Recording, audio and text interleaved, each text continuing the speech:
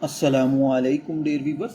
क्या आपको बार बार छींकें आती हैं, नाक बहती है, नाक बंद रहती है, गले में खराश या हल्की खांसी होती है, तो मुमकिन है आप ज़ुकाम का शिकार हों। ज़ुकाम एक आम बीमारी है जो ज़्यादातर वायरस की वजह से होती है। माहिरीन के मुताबिक 200 से ज़्यादा वायरस ज़ुकाम का सबब बन सकते हैं, जिनमें राइनो वायरस सबसे आम है।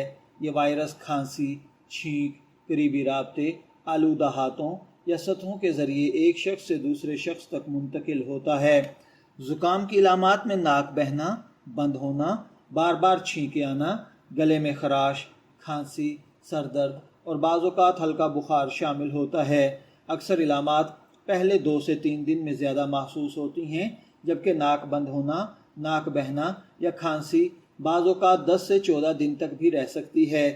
अब सवाल ये पैदा होता है कि ज़ुकाम से बचने के लिए कौन सी एहतियाती तदाबीर इख्तियार की जा सकती हैं कि आपको ज़ुकाम ना हो।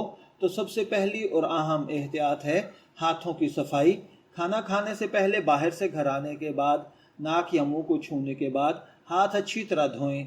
दूसरी अहम बात यह है कि ज़ुकाम किसी दूसरी सांस की बीमारी से मुब्तला शख्स के बहुत करीब जाने से गुरेज करें।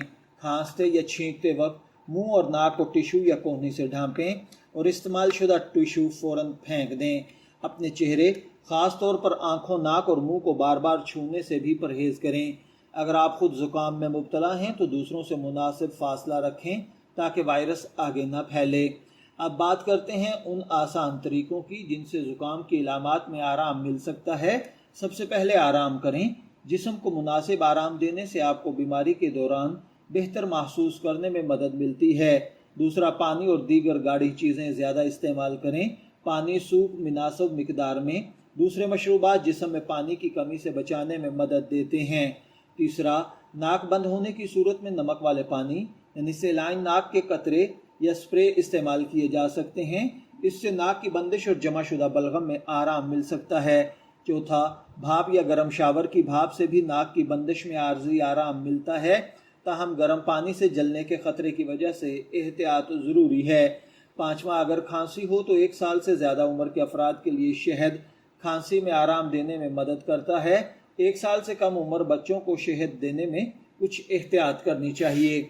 अक्सर लोग ज़्यादा ज़ुकाम में एंटीबायोटिक इस्तेमाल करना शुरू कर देते हैं, लेकिन आम ज़ुकाम वायरस की वजह से होता है और एंटीबायोटिक वायरस के ख़िलाफ़ काम नहीं करती। इसलिए डॉक्टर के मशवरे के बगैर एंटीबायोटिक इस्तेमाल न करें। याद रखें, घरेलू तरीके ज़ुकाम को फौरी तौर पर ख़त्म करने की बजाय उसकी इलामात में आराम पहुंचाने में मदद देते हैं। अगर सांस में दुश्वारी हो, जिस्म में पानी की शदीद कमी हो, बुखार 4 दिन से ज़्यादा रहे, इलामात 10 दिन से ज़्यादा बरकरार रहें और बेहतरी न आए, या इलामात बेहतर होने की बजाय शदीद हो जाएं, तो डॉक्टर से ज़रूर रब्ता करें। ज़ुकाम आम तौर पर ख़तरनाक बीमारी नहीं, लेकिन एहतियात करना बहुत ज़रूरी है। हाथ साफ रखें, बीमार अफराद से गैर ज़रूरी करीबी राब्ते से बचें, मुनासिब आराम करें और पानी का इस्तेमाल जारी रखें। अगर आपको ये मालूमात मुफीद लगी हों तो वीडियो को लाइक करें, अपने दोस्तों और घर वालों के साथ शेयर करें और ऐसे ही मुफीद मालूमात के लिए चैनल को सब्सक्राइब करना ना भूलें। शब्बीर अहमद को इजाज़त दीजिए, फिर मुलाकात होगी किसी नए टॉपिक के साथ। तब तक के लिए अल्लाह हाफिज़।